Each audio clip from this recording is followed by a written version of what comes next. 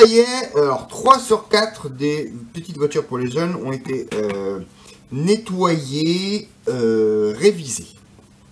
On va commencer la première. Voilà, la première, qui est la Tamiya, avec les petites options en alu. Bon, en démontant, franchement, on n'a rien vu. Le seul truc qu'il y a, c'est vrai, peut-être même en regardant ici, il y a des noix qui sont sur le pivot dans le triangle et qui vont un peu dur, donc la direction n'est pas forcément super giga libre. Et pourtant j'ai graissé, j'ai mis du VD, j'ai tout fait ce que je pouvais, j'ai desserré, là ça va, c'est vrai que ça va un peu dur, donc on verra s'il a de quoi faire pour mettre peut-être des bacs téflon comme il y a au-dessus là. Ensuite on a mis on a enlevé les diffs, tous les diffs, ici il y a une spool, mais derrière tu as que des éléments plastiques comme les notes perdants d'ailleurs. Donc je suis pas allé fort, j'ai mis du 3000 derrière.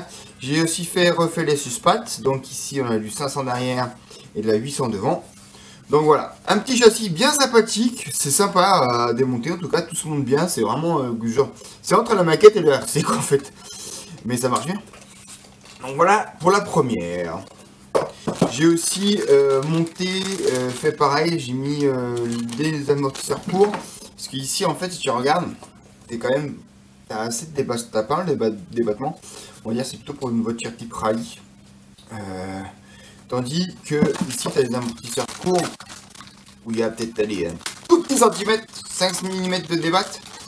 Si tu veux vraiment la mettre en piste, et ça c'est pareil avec de la 500 et de la 800. Alors ensuite la collègue bah, c'est la même, à part qu'il n'y a pas d'alu. Donc là-dessus pareil, pas de problématique particulière. On a un peu assoupli vu que c'était peut-être plus pour des débutants ici. Donc j'ai mis 2000 derrière dans le diff et puis de la 400 derrière et de la 600 devant. Donc on a un peu plus tolérant. Et des balles sont de même. Mais bon, tout fonctionne. Tous les roulements là-dedans, il n'y avait rien qui était dégueulasse. Franchement, c'était au top. Donc la deuxième. Et enfin, la Team C. C'est celle-ci qui m'a plus donné de mal. Parce que le châssis était cassé, hein, déjà ça aide pas. Donc qu'est-ce qu'il y avait de cassé en gros? Il y avait ici en fait tu as un H en axe qui vient prendre les axes de triangle. J'arrive. Qui vient prendre les axes de triangle et en fait ici tu as une pièce qui vient se placer sous la cellule et celle-là aussi bien l'avant qu'à l'arrière était cassée, donc on les a remplacés. Au niveau des diffs on a fait 3000 derrière. Qui diff avec que 2 satellites, hein, il n'y en a pas 4. Et on a mis 7000 devant. Et dans les amortos, derrière, on a mis 500 et 800. Voilà. Et puis la petite partie qui était un peu the piece of art, on va dire. Ici, on avait le châssis qui était cassé en deux. Donc l'ancien proprio a mis 2 grosses vis qui traversaient la cellule. Alors moi, j'ai pris une petite plaque en alu qui me restait. Et puis on l'a rigidifié, solidifié. Bon voilà, ça fait un petit bulkhead.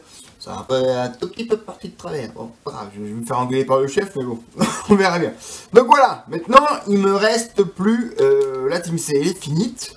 Pareil, les roulements étaient bien, la direction était bien, il n'y avait rien franchement à part refaire les huiles, les diffs et puis réparer ce châssis là. Tout s'est bien passé.